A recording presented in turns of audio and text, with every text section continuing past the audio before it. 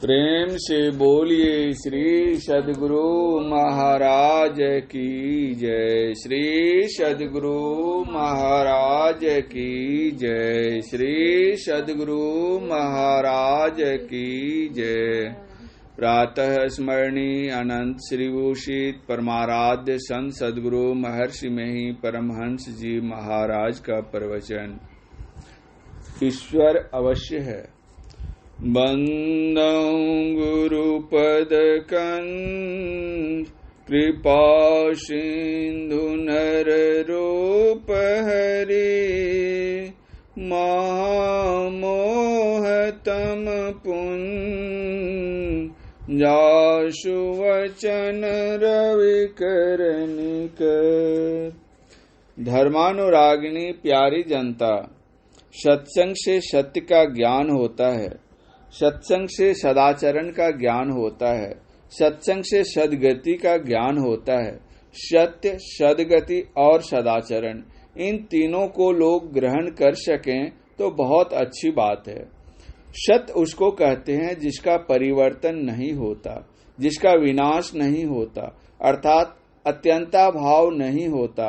ऐसा जो है वह सत्य है। सत्याचरण, उत्तम आचरण और शीलता के साथ संसार में बरतना चाहिए।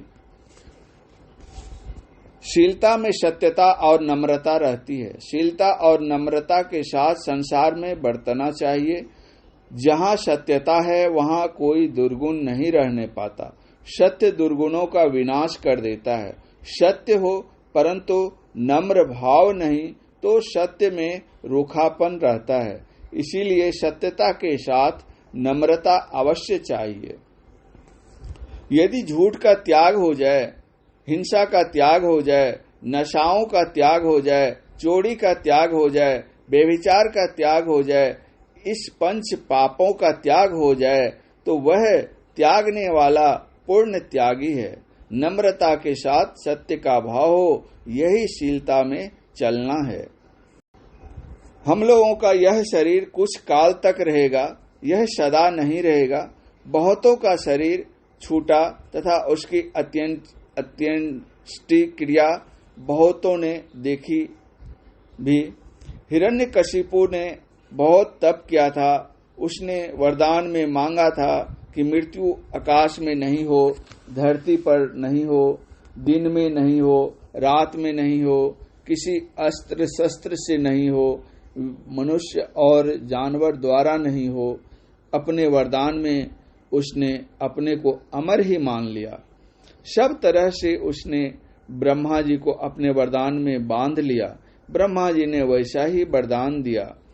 हिरण्यकशिपु भी भक्त था, शिव जी में बहुत प्रेम रखता था, किंतु विष्णु भगवान से द्वेष करता था। विष्णु भगवान का नाम तक नहीं सुनना चाहता था। हिरण्यकशिपु के पुत्र प्रहलाद का जन्म हुआ। प्रहलाद की मां कुछ काल नारद मुनि की हिफाजत में रही थी। नारद मुनि का ज्ञान उसकी मां सुनती थी। उसने हरि भक्ति की बात बहुत सुनी। प्रहलाद में वही नारद मुनि का गुण आ गया था। वह भगवान विष्णु का नाम जपता था। हिरण्यकशिपु ने बहुत मना किया, लेकिन प्रहलाद ने नहीं माना। आखिर में तलवार लेकर उसने प्रहलाद से पूछा, बताओ तुम्हारा भगवान कहाँ है? प्रहलाद ने कहा, हम में, तुम में, खड्ग खंभ में, सर्वत्र राम ही राम है। हिरण्यकशिपु ने पूछा, क्या खंभे में भी तुम्हारा भगवान है? प्रहलाद ने कहा, हाँ। यह सुनते ही हिरण्यकशिपु ने खंभे पर तलवार चलाई। उस खंभे से नरसिंह भगवान प्रकट हुए। उन्होंने हिरण्यकशिपु को अपनी गोद में लेकर मकान की देहरी पर सूर्यास्त के समय उसके पेट को अपने नख से फाड़ दिया। उसकी मृत्यु हो गई। वह अमर नहीं रह सका। तात्पर्य यह है कि शरीर का नाश अवश्य होता है। शरीर का नाश होता है यह तो सभी जानते हैं, लेकिन शरीर छूटने के बाद कहाँ जाना होता है इस बात का यत्न नहीं जानते हैं। अपने देश में श्राद्ध क्रिया होती है। श्राद्ध क्रिया से पता चलता है कि शरीर छोड़कर जीवात्मा कहीं चला गया है, उसी की शुभ गति के वास्ते श्राद्ध क्रिया होती है। इसमें इतना ज्ञान अवश्य है कि शरीर नाशवान है और जीवात्मा अविनाशी है। पुराणों के पढ़ने से स्वर्ग और नरक का ज्ञान होता है। जीवन अपने कर्मानुसार दोनों का भोग भोगता है। स्वर्ग का भोग सद्गति नहीं है। भगवान श्री राम ने अपनी प्रजा को उपदेश देते हुए कहा है, यही तन कर फल विषय न भाई, स्वर्ग स्वल्प अंत दुखदाई। रामचरितमानस उत्तरकांड। स्वर्ग पाने की इच्छा छोड़ देनी है।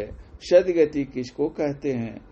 परमात्मा का संग हो जाना, ब्रह्म से मिलाप हो जाना असल में सद्गति है। लोग संशय करते हैं कि ईश्वर है या नहीं। मैं कहता हूं कि मेरे विचार में ईश्वर अवश्य है। सोचो, परम पुरातन परम सनातन तत्व है कि नहीं? परम सनातन परम पुरातन तत्व नहीं मानना बुद्धि विपरीत है।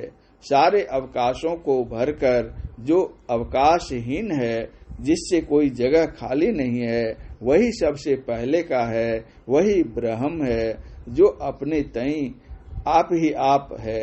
यही अध्यात्म विज्ञान बतलाता है। यहाँ का वैज्ञानिक संसार के भंडार से कुछ लेकर कुछ बनाते हैं। ईश्वर ऐसे वैज्ञानिक हैं कि वे बिना कुछ के कुछ बनाते हैं। वे बिना उपादान के सब कुछ बनाते हैं। यदि ईश्वर भी कहीं से कुछ लेकर कुछ बनाते हैं तो मनुष्य से बढ़कर उसमें कोई विशेषता नहीं। सारी सृष्टि ईश्वर के नियंत्रण में है। ईश्वर वे हैं जो सबके प्रभु हैं, अर्थात वे शासक हैं। उनके शासन में सारी सृष्टि है। गोस्वामी तुलसीदास जी महाराज ने उनकी महानता इस प्रकार व्यक्त की है। राम काम शतकोटि सुभगतन, दुर्गा कोटि अमित अरिमर्दन, शक्र कोटि शत सरिस बिलासा, नव शत कोटि अमित अवकाशा, मरुत कोटि शत विपुल बल, रवि शत कोटि प्रकाश, शशि शत कोटि सुशीतल, शमन सकल भवत्राश, काल कोटि शत सरिस अति, दुस्तर दुर्ग दुरंत, धूम केतु शत कोटि सम, दुराधरन भगवंत। प्रभु अगाध शत कोटि पताला, समन कोटि शत सरिस कराला, तीरथ अमित कोटि शत पावन, नाम अखिल अग पुग नसावन। हिमगिरि कोटि अचल रघुवीरा, सिंधु कोटि शत सम गंभीरा, कामधेनु शत कोटि समाना, सकल कामदायक भगवाना। शारद कोटि अमित चतुराई, विधि शत कोटि सृष्टि निपुणाई, वीरनु कोटि शत पालन करता, रुद्र कोटि शत सम संघर्ता, धनद कोटि शत सम धनवाना, माया कोटि पर पंच निधाना, भार धरन शत कोटि अहिसा, निरवधि निरुपम प्रभु जगदीशा। निरुपम न उपमा आन, राम समान राम निगम कहे, जिमि कोटि शत खद्योत सम रवि, कहत अति लघुताल है। एहि भांति निज निज मति विलास, मुनिष हरि ही बखानहि, प्रभु भाव गाहक अति कृपाल, सप्रेम सुनी सचु पावहि। यहाँ गोस्वामी तुलसीदास जी ने ईश्वर को व्यक्त भाव का उदाहरण देकर अव्यक्त को बतलाया है। यह वर्णन करने की अद्भुतता है गोस्वामी तुलसीदास जी की। ईश्वर में कोई उदाहरण लागू नहीं होता। जैसे करोड़ों जुगनुओं की उपमा सूर्य से देने में सूर्य की महिमा घटती है, उसी तरह करोड़ों विष्णु करोड़ों ब्रह्मा आदि का उदाहरण दें तो इसमें ईश्वर की हीनता होती है। ईश्वर परम कल्याणकारी हैं, इसीलिए वे शिव हैं। सब में ईश्वर व्यापक हैं। एक ही ईश्वर सब में ओत प्रोत हैं।